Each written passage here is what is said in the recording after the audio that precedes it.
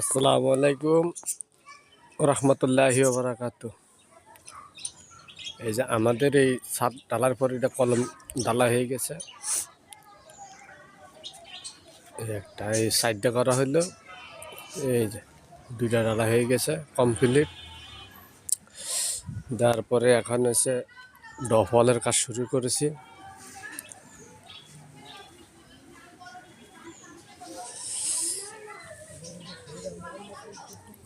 এই যে ডফলের কাজ শুরু হয়েছে।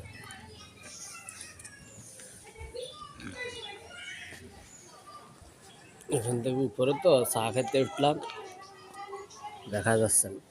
এই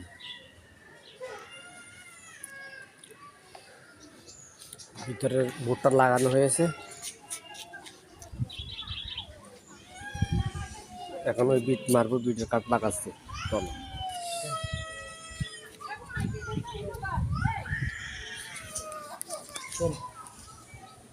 এই